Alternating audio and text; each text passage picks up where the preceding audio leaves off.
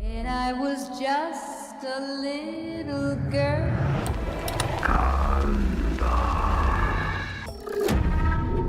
Open up now. What will be. At the start of the film, a drone suddenly zooms past Teresa, startling her. Caleb laughs and jokes. "You looked like you were about to lose it completely," Teresa snaps. "You could have taken my head off." To which Caleb replies, "These blades wouldn't give you a clean decapitation," Teresa suggests. "Shouldn't you check on Jessica?" To which Caleb says, "I gave her medicine, so she'll sleep it off." Concerned, Teresa goes to check on Jessica and asks how she's feeling. She approaches her asking, since none of her other friends showed up, "Can I borrow your car to avoid being stuck here with your new boyfriend?" Jessica just laughs, leaving Teresa to sit down in a chair. Teresa starts reading her book when Jessica suddenly speaks, and to Teresa's shock, Jessica is now sitting on the bed, reciting lines directly from the book Teresa is reading. Terrified, Teresa considers leaving, but Jessica's voice shifts, growing more unsettling. Teresa pleads, "Stop!" But Jessica continues, and as Teresa stands to get closer, Jessica suddenly stops and collapses off the bed. Cautiously, Teresa approaches, only for Jessica to suddenly wake up, and she starts having seizures, prompting Teresa to rush to calm her. But after a moment, Jessica faints. Teresa leans down to check her pulse, but Jessica's eyes snap open, and she grabs Teresa by the throat, then yanks her hair, ripping them out. Teresa approaches Caleb, and horrified by her appearance, he asks what happened, but Jessica comes there, and in a shocking moment, she approaches the drone and grabs it, and slashes her own face with its blades. Caleb leaps to save her, ignoring Teresa's pleas to stop. Suddenly, the water churns violently, and after a moment, Caleb's decapitated head flies out. Teresa freezes in terror as Jessica rises from the water, her presence more menacing than ever, and the scene cuts here. One day earlier, Bridget asks her mom if she's watched Recapss Horror's new video, to which Ellie replies, "We'll watch it together later." Bridget says she can't wait and is going to watch it now, to which Ellie reminds her, "Don't forget to like and comment." Meanwhile, Cassie is cutting a doll's head with scissors when Ellie calls out, saying she better not have her scissors. Cassie quickly slides the scissors under couch and says, "Don't got them." Bridget's neighbors, Jake and Scott, comes on the door and asks if she wants to join them for a Freddy movie marathon, to which she says, "In your dreams." After some time, Ellie's sister Beth arrives and mentions that the downstairs buzzer is broken, to which Ellie replies that the entire building will be torn down in a month. Later, Cassie tells Beth that Danny mentioned a ghost of a bank teller haunting their building, saying that if it comes after her, Stephanie will scare it to death first. Beth says ghosts aren't real, to which Cassie asks, "How do you know they don't exist?" And Beth replies, "I only believe what I can see." Beth takes out a gift for their dad, but noticing everyone's reaction, she asks Ellie what's wrong, to which Ellie tells Danny to take the car and get pizza with his sisters. Ellie tells Beth that her husband left them. Beth asks why she never told her, saying she would have flown over to help, to which Ellie responds that she did call, once when her husband said he was leaving and again the night he moved out, which was 2.5 months ago. Beth apologizes, explaining she was stuck somewhere, and says they need to talk properly, to which Ellie tells her she can sleep on the sofa tonight, but I gotta pack and move. Later, Beth listens to Ellie's voicemails, and Ellie says, "I don't blame you, but I hate the sound of my voice too." She then sits beside her and asks what's wrong, to which Beth admits, "I screwed up again, and I need your help." But before she can explain, the house starts shaking. Meanwhile, the kids return with pizza and feel the earthquake. They try to escape, but the ground cracks beneath them, and after a while, everything calms down. Danny notices a hole in the ground, and when he checks, he realizes there is an old bank vault underground. Curious, he climbs down while Bridget urges him to leave. However, he spots a box and asks them to wait. Inside the box, he finds a photograph of 3 priests along with a vinyl record. As he begins placing them in his bag, he hears a noise that startles him. He hesitates for a moment, then continues packing the record when the sound comes again. Scared, he looks around nervously and suddenly gets startled as a statue of Jesus nearly falls on him. Regaining his composure, Danny ventures further and discovers numerous crucifixes hanging above another box. He also finds a coin above that box, and then he notices a break on one side, and when he bends down to examine it, he finds something inside.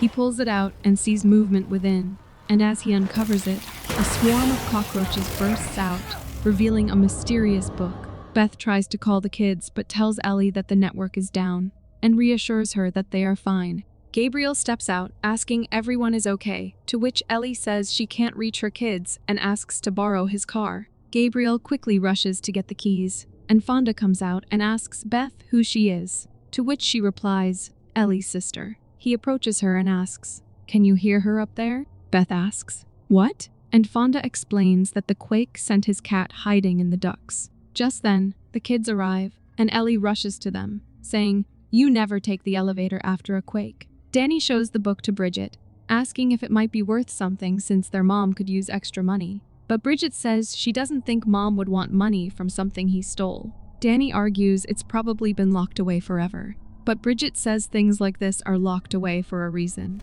Danny tries to open the book, but his finger gets cut, and his blood drips onto it. Bridget watches in shock as the blood is absorbed, and the book begins to unlock. As Danny opens the book and flips through the pages, they both see disturbing, horrifying images drawn within. Terrified, Bridget urges him to close it, but Danny keeps turning the pages, revealing even more unsettling drawings. Finally, Bridget tells him he needs to put it back right now, but Danny says Mom's not letting any of us out the front door again tonight, to which she says first thing in the morning then. After Bridget leaves, Danny plays the vinyl, and eerie sounds emerge from the speakers. He fast forward, and the voice becomes clearer. It's Father Marcus, the library keeper at St. Patrick's Cathedral. He welcomes fellow clergymen to the City of Angels and announces the unveiling of one of the 3 volumes of Naturom de Monto, the Book of the Dead. Father Marcus reveals the book's bindings are made from human flesh, and its pages inked in blood. He asks the church's approval to translate its mysteries. Someone yells to destroy it, warning it's called the Book of the Dead for a reason, but Marcus responds, "I seek to look at this book for the good of man." And then the tape cuts off. Danny plays the second disc, and Canon Damone speaks. Rejected by the church elders, Father Hugo and I have secretly worked to translate the Book of the Dead's writings and glyphs. Its pages contain ancient rituals and incantations that claim to allow contact with supernatural forces beyond our world. Father Marcus then mentions it's January 24, 1923, before beginning to read aloud the first spiritual resurrection passages. Scared, Danny tries to stop the disc, but the stop button doesn't work. He tries to remove the stylus, but it shorts, and the pages begins to flip on its own, and an invisible force is seen moving towards their building. As Ellie exits the elevator, the force enters the building and pushes her back inside. The elevator then shoots upward quickly, suddenly stopping on her floor, causing her to fall. After a while, Ellie wakes up, feeling a sharp pain in her head. She gets up and calls for help, but there is no one around to hear her. She uses her car key to try to open the door, but a growl startles her, and suddenly, someone pushes her. Ellie hears the growling echoing in the elevator, and after a moment, she feels someone move her hair back, only to have her earrings suddenly pulled off. The growling intensifies, causing Ellie to fall on her knees, and she tells it to shut up. The sound stops for a moment, but then she feels the growling behind her, followed by an unseen entity striking her. A cable then comes down and wraps around her neck, pulling her up. Ellie struggles to free herself and manages to grab onto a cable, but another cable wraps around her wrists, followed by one around her legs, and in agony, she screams helplessly.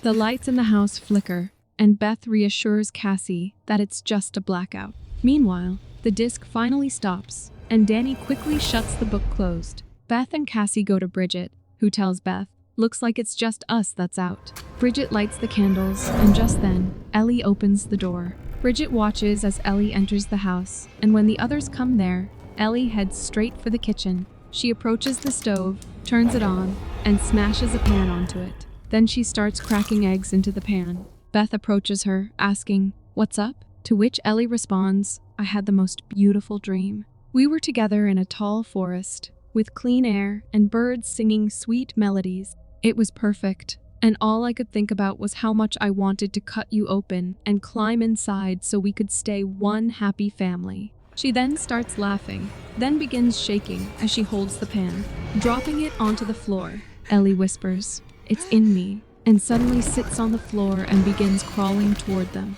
Terrified, her family watches in horror as something happens to her, and she throws up a huge amount of white liquid. Ellie then looks at Beth and says, "Don't let it take my babies," before collapsing. Beth and Danny try to get her to the hospital, but they find that the elevator is non-functional. And when they head to the stairs, they find that they are gone too. Beth tells Gabriel, 1 minute Ellie was fine, and the next, she was acting crazy, and now she's gone. Gabriel closes her eyes, but the next moment, they snap open again. Shocked, Gabriel quickly closes them again, and this time they remain shut. He then asks, "May I pray?" And Beth says, she was not religious, but he insists it's just a few words, and encourages her to join him.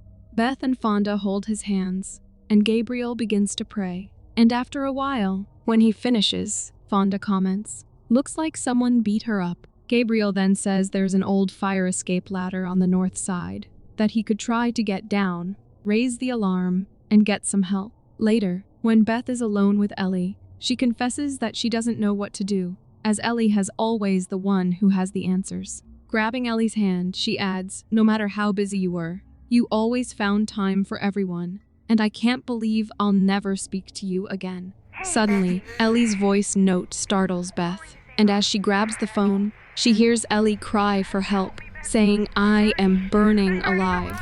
The screen then cracks, and she drops the phone, and to her horror, she turns to see Ellie's eyes wide open. Ellie suddenly blinks, startling Beth, and then sits up.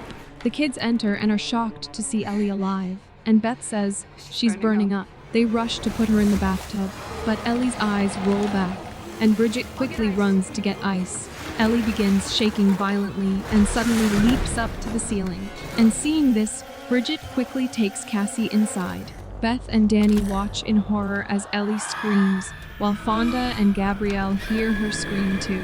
The scream shakes the house, and after a while, she stops, falling back into the bathtub. Beth and Danny, frozen in fear, watch as Ellie emerges from the tub and smiles at them. Danny hesitantly says, "Mom?" But Ellie replies, "Mommy is with the maggots now."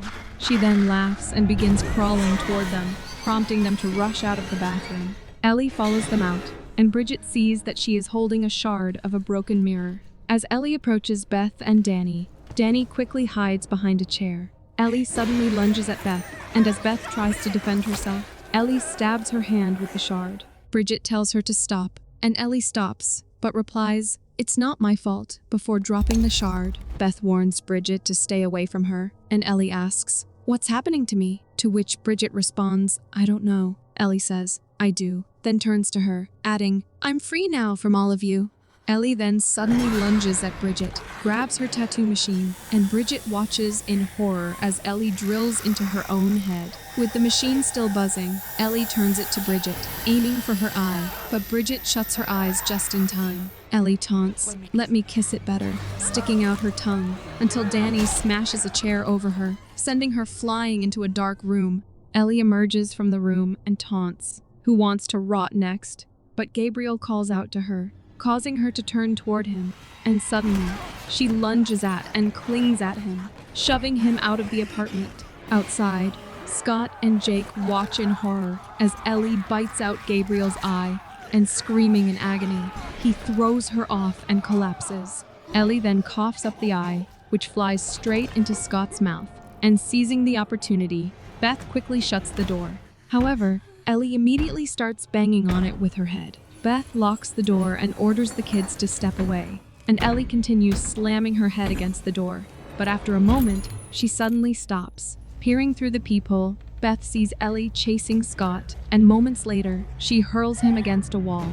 Suddenly, Gabriel appears, pleading for help, but Ellie grabs and slits his throat open with her nails, and tosses him aside. She then gets shot by Fonda, and Beth watches as Fonda comes in front of the door. But he also gets attacked by Ellie, and as she drags him away, his screams echoes in the hallway. Bridget asks Danny if he doesn't think Mom looks like one of the pictures from the book, and when he turns to her, she says he never should have stolen it.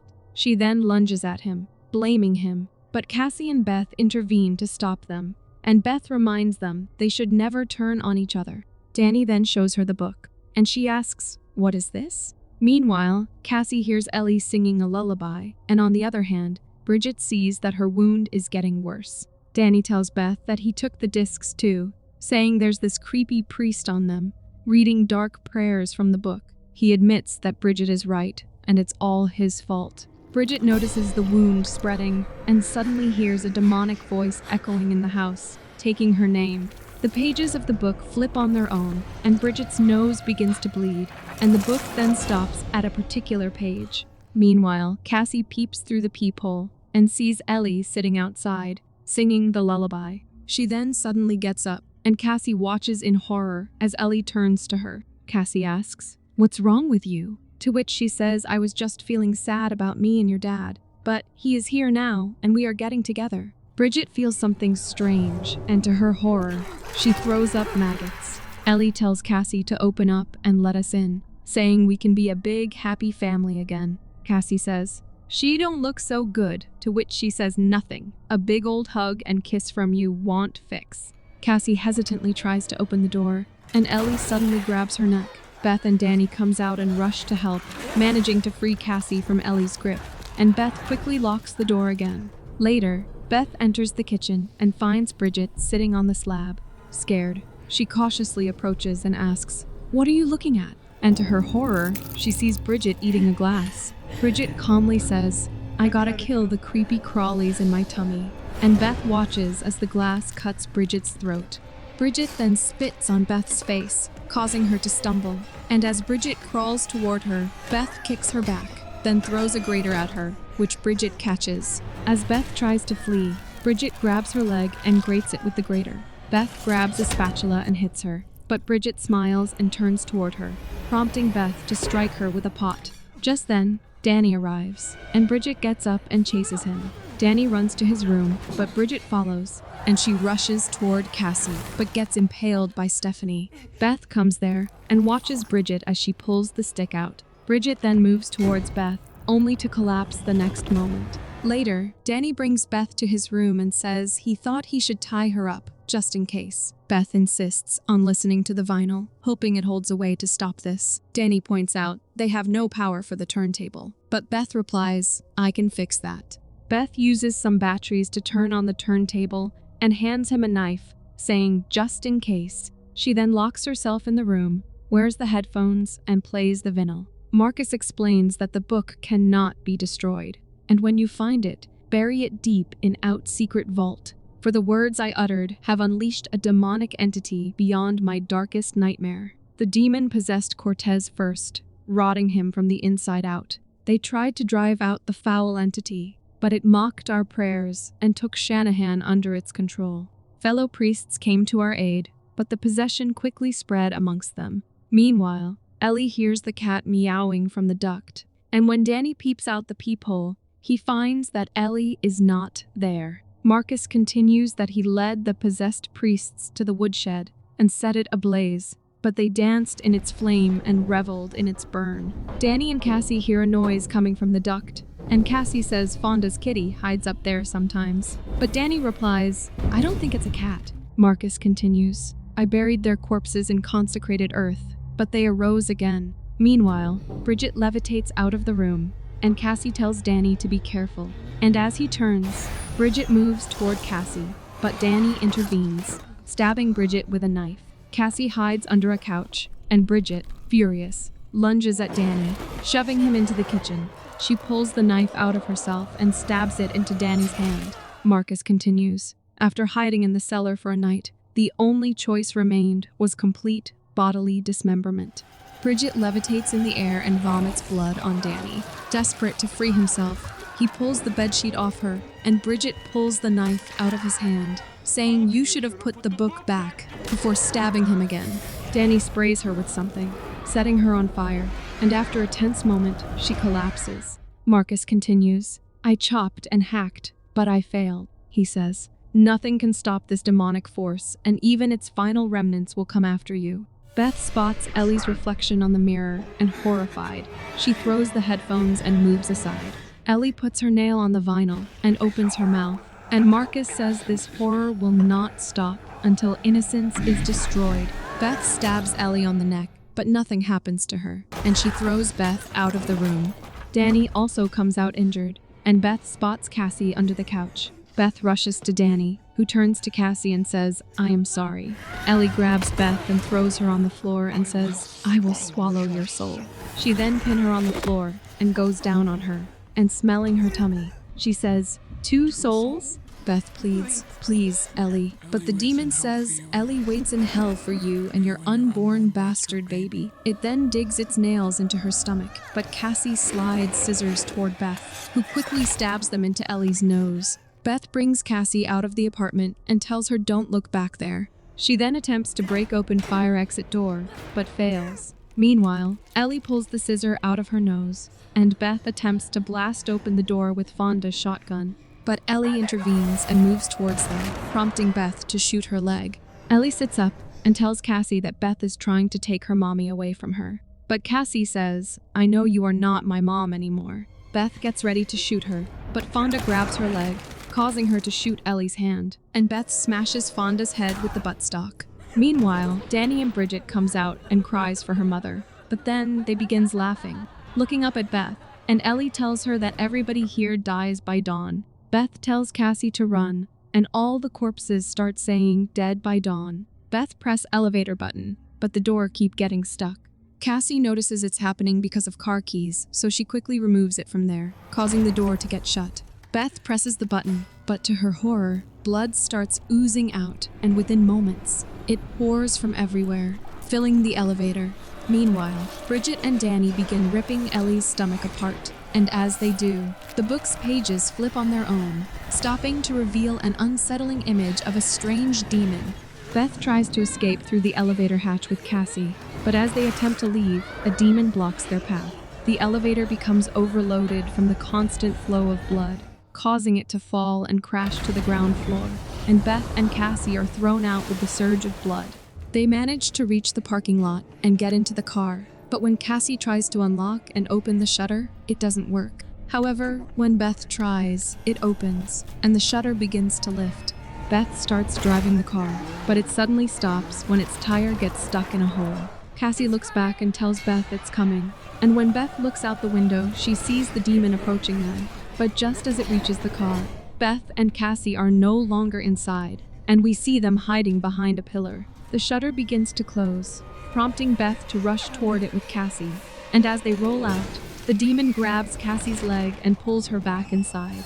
The demon takes Cassie to Fonda's truck and grabs a chainsaw. Meanwhile, Beth manages to break in. The demon taunts Cassie, saying, "All I want is your little head." But just as it prepares to kill her, Beth shoots it. The demon turns toward Beth, and Cassie jumps out of the truck, hiding underneath it. The demon throws the chainsaw at Beth, knocking her down, and as the demon climbs out of the truck, Beth tries to reach for the chainsaw, but the demon drags her away. Cassie watches as the demon turns on the wood chipper and attempts to throw Beth into it, but just in time, Cassie manages to turn off the machine, and Beth kicks back to free herself. She rushes to the chainsaw, turns toward the demon, and tells Cassie to turn the machine on. Cassie does, and Beth attacks the demon with the chainsaw, pushing it into the machine. Beth watches, filled with anger, as the demon is shredded, but after a while, it stops itself. As Beth approaches, the demon, in Ellie's voice, says, "Help me, Bethy Boo," to which Beth coldly responds, "Only my sister gets to call me that," before striking its head with the chainsaw, causing the machine to pull its body in, leaving only the head behind. The demon sneers, "You really do look like Mom, and you're gonna fail miserably, just like her." Enraged, Beth kicks the demon's head into the machine, finally ending the nightmare. The next day, a woman in the same building attempts to take the elevator, only to find that it's not working. She takes the stairs down to the parking lot, and we see that she is on a video call with Teresa, and it's revealed that the woman is none other than Jessica. She tells Teresa that she'll be picking her up in 15 and disconnects the call. Jessica gets into her car and starts it, but as she adjusts the rearview mirror, she notices Ellie's car covered in blood. Perplexed, she gets out of her car and approaches the vehicle, only to be horrified by the gruesome scene. She pulls out her phone to call the cops, but is startled by a noise. After a tense moment, an unseen force moves toward her and lunges at her, and the movie ends with her scream. Thanks for watching. If you enjoyed the chills, hit that like button, subscribe, and turn on notifications so you never miss a scare. Until next time, stay spooky.